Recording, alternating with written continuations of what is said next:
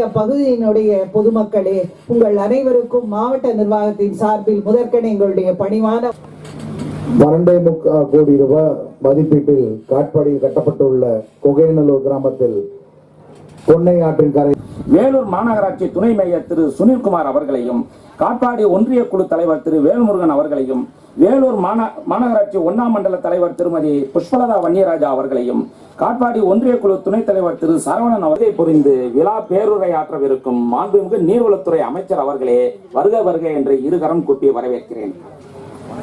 இவ்விழாவை தலைமை ஏற்றி நடத்தி கொண்டிருக்கும் வேலூர் மாவட்ட ஆட்சித்தலைவர் அவர்களையும் முன்னிலை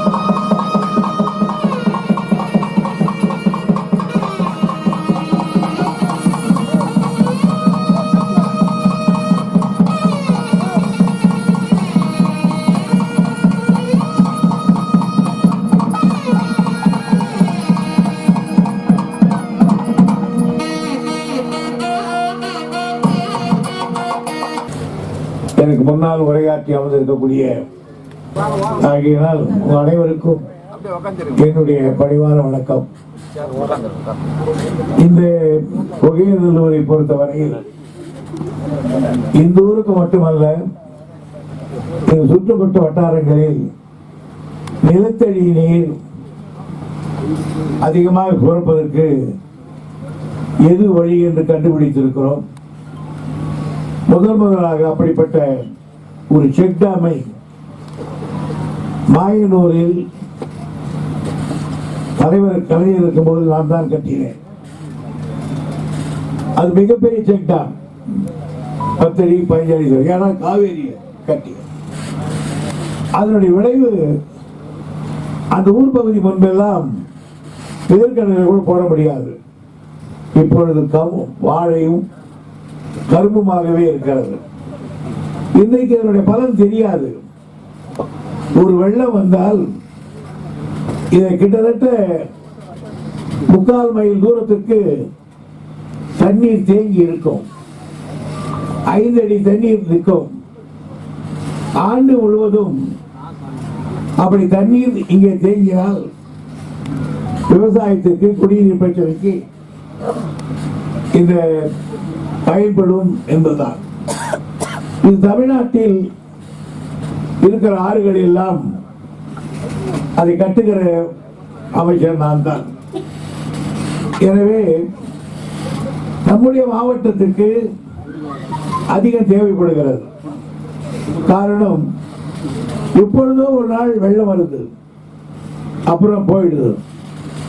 ஆனால் காவேரியில் அப்படி அல்ல, தாமிரபரணியில் அப்படி அல்ல, திடீர்னு வெள்ளம் வரும். எனவே அதிகமான செக் டேம்களை நம்முடைய மாவட்டத்தில் தான் நான் கட்ட உத்தரவிட்டு இருக்கிறேன்.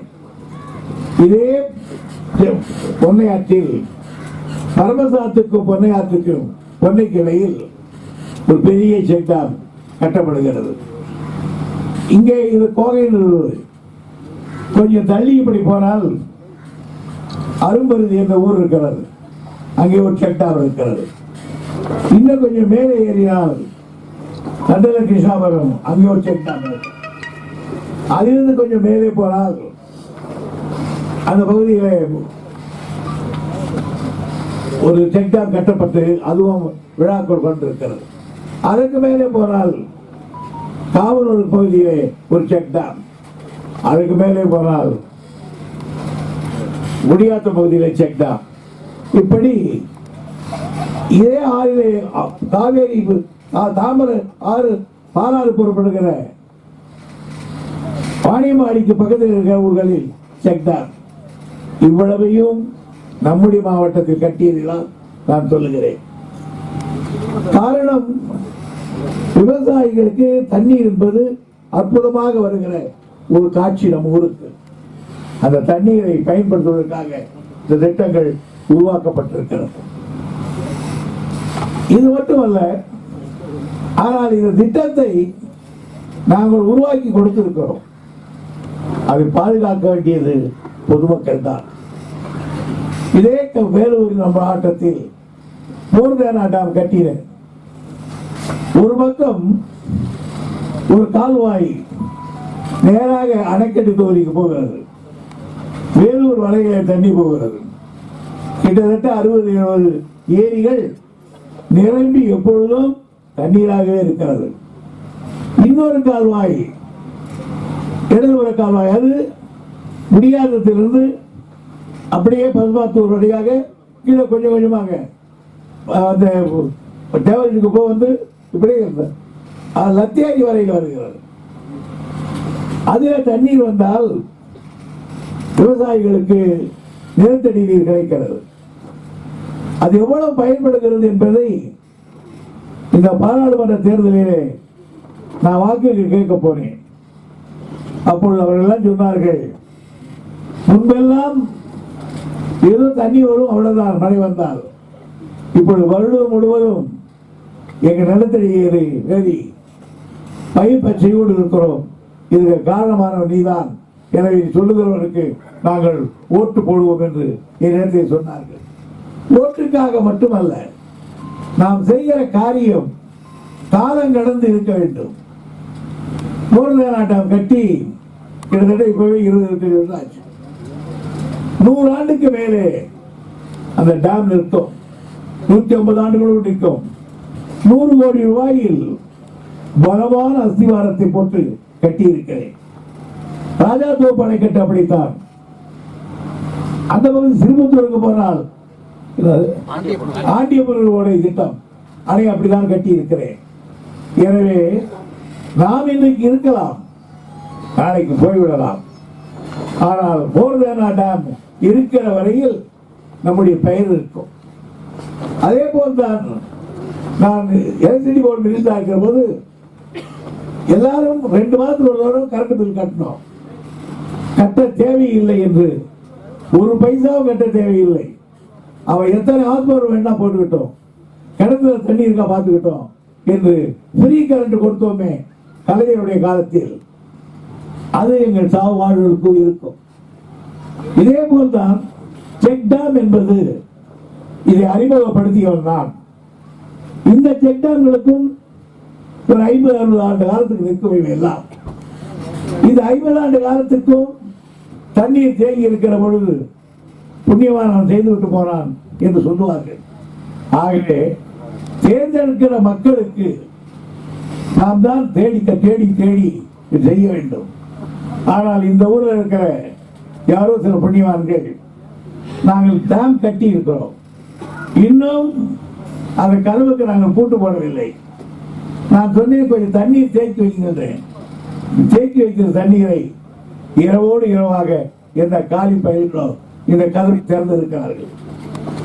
நான் திறந்து விட்டதாலே அவர்கள் பெரியவர் என்று சொல்ல மாட்டேன். ஆனால் என்னிடத்தில் போலீஸ் இருக்கிறது. 15 நாளைக்குள்ள உங்களை எல்லாம் பிடித்து துறப்பாடிக்கு அனுப்பியே தீர்வேன். ஜாக்கிரதையாக இருக்கிறோம். இது பொது சொத்து. உங்க அப்பா விட்டதில்லை, எங்க அப்பா விட்டதில்லை. மக்கள் வரிப்பணத்தில் கட்டப்பட்டது. ஆக யார் யார் என்பது இப்பொழுதே எனக்கு செய்திகள் வந்திருக்கிறது. 15 நாட்களுக்குள் நடவடிக்கை எடுக்கப்படும். மாவட்ட ஆட்சித்தலைவர் கொஞ்சம் கவனம் செலுத்த வேண்டும். ஒரு இடத்துல அடிக்கிற அடிதான் மற்ற இடத்துல பயம் வரும். Law is a command of sovereign. சட்டம் என்பது சாதாரணத்துக்கு பேச்சுவார்த்தை அல்ல, ஆளுமை இருக்கிறவர்களுக்கு. ஆளுமை என்றால் பயம் இருக்க வேண்டும். பயம் இருக்க வேண்டால் தண்டனை இருக்க வேண்டும். இதை கை வைத்தால் தண்டிப்பார்கள் என்ற பயம் இருக்க வேண்டும். இல்லாவிட்டால் இரவோடு இரவாக விட்டு போகிறோம்.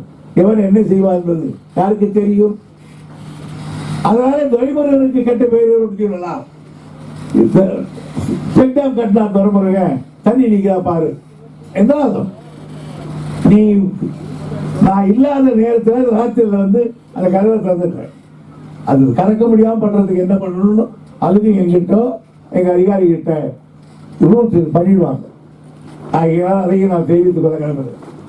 அதே போன்று இந்த சாதாரண இந்த ஊரை பொறுத்த வரையில், கொகைநல்லூரை பொறுத்த வரையில், இதற்கு இதுவரையில் இந்த 12-13 கோடி ரூபாய் இல்லாமல் இது ஒரே ஒரு ஊருக்கு 5 கோடி ரூபாய் வரையில் செலவு செய்திருக்கிறேன். ஆக ஒரு 13 கோடி ரூபாய் இது ஒரு 5 கோடி, 18 கோடி ரூபாய் ஒரே ஒரு 3 ஆண்டுல ஒரே ஒரு பஞ்சாயத்துக்கு செலவு செய்திருக்கேன். அதே மாதிரிதான் எல்லா ஊருக்கும் கணக்கு எடுத்து பார்த்தா எனக்கு தெரியும். நான் யாரும் பிரிச்சு பார்க்கறதில்ல. இப்ப இந்த வெயில்ல கறந்துட்டு நான் எங்க போறேன் தெரியுமா? பாலாஜாவிலிருந்து போனீங்கன்னா அங்க பாலாறு ஒரு அணைக்கட்டு இருக்கு. அது அணைக்கட்டு கட்டி 200 வருஷம் ஆச்சு. இப்ப பேருந்து விழுது.